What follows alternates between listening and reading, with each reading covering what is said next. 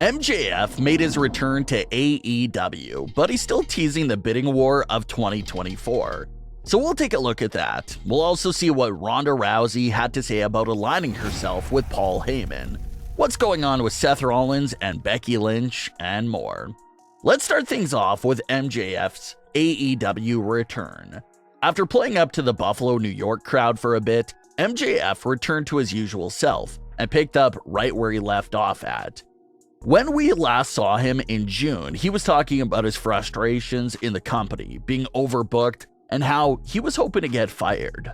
His plan has changed a little since then, but he still mentions his bidding war that will go down in 2024.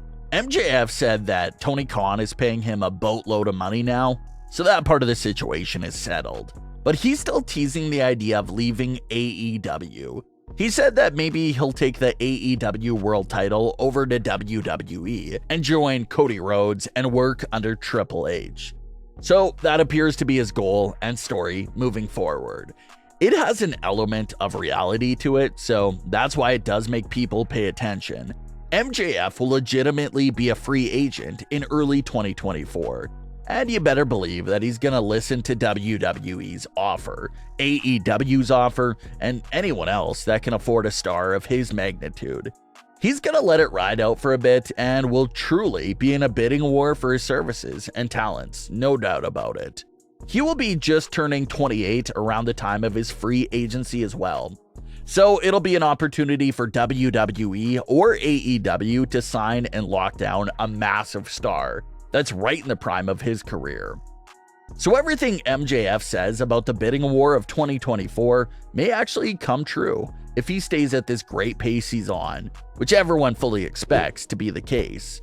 So MJF has the rest of 2022 and the entire year of 2023 in AEW, until it's time for his big decision, which will definitely be the biggest free agency in pro wrestling at that time.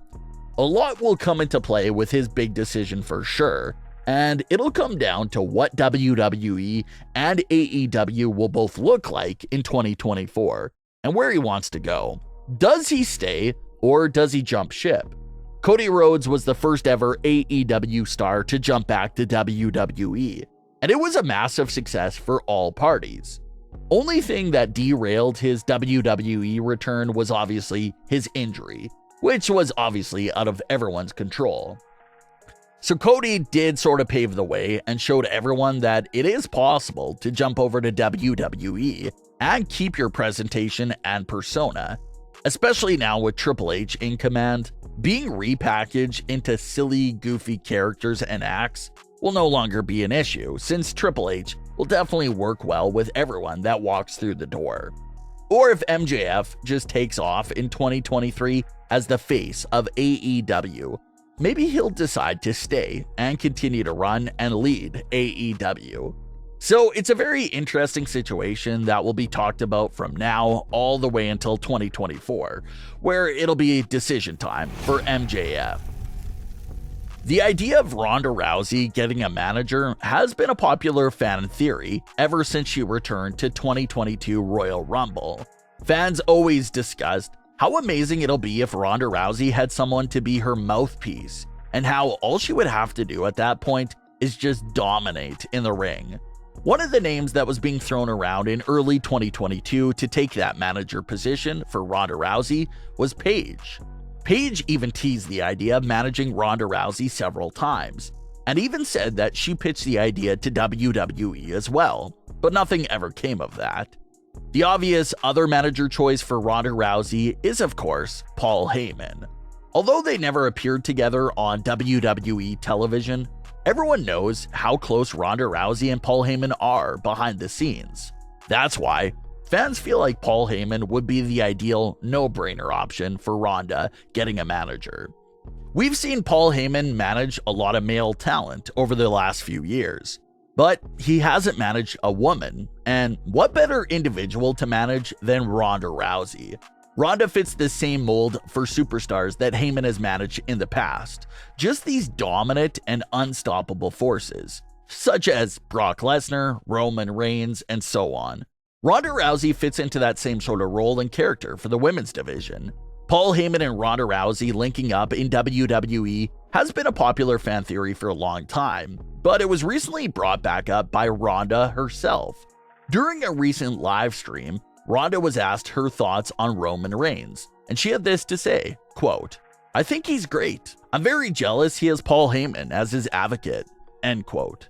Ronda was then asked by another fan if she would be interested in being led to the ring by Paul Heyman. She had this to say in response to that question, quote, "Definitely, without a doubt, without hesitation," end quote. So it's really interesting because Ronda seems fully down with the idea of being managed by Paul Heyman, and you already know that Heyman would be thrilled to manage her too. So it looks like they both just have to wait for it to make sense, to happen storyline-wise, and then once it does, they'll be off to the races together. Heyman is just about to return from a little hiatus himself, but he's still expected to be with Roman Reigns. It may be impossible for Heyman to manage both Roman and Ronda at the same time right now. So the only way this idea may actually seem possible is whenever Heyman actually leaves Roman's side. Once Heyman is fully free of offering his services to Roman Reigns and has no other commitments to him, Ronda seems like a great new direction for Heyman to go in. Ronda is definitely bringing the intensity with her new persona right now, but obviously things aren't going to go her way within the storyline world. She lost her title, she's having problems with WWE authority, she's getting suspended and fined. So the right idea and intensity is there. Her character just needs someone to guide her and use all these emotions in the right way and get her back into the championship picture. So it'll be interesting to see if Ronda Rousey and Paul Heyman will link up together sometime down the road. Seth Rollins and Becky Lynch recently appeared on Out of Character and both shared some interesting stories. Seth Rollins revealed that he was legitimately not part of WrestleMania 38 before the Cody Rhodes match came to life.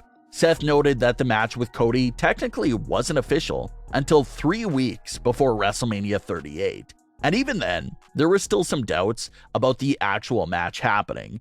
But as the date got closer, the more realistic the match became. And that led to a classic moment of Cody Rhodes' return to WWE, and a classic feud with Seth Rollins. Becky Lynch, on the other hand, talked about how Triple H put an end to her heel run. She said that Triple H approached her on how she felt about her heel run. Becky told him that she liked it, but felt like she was meant to be a babyface, and how it just seemed more natural.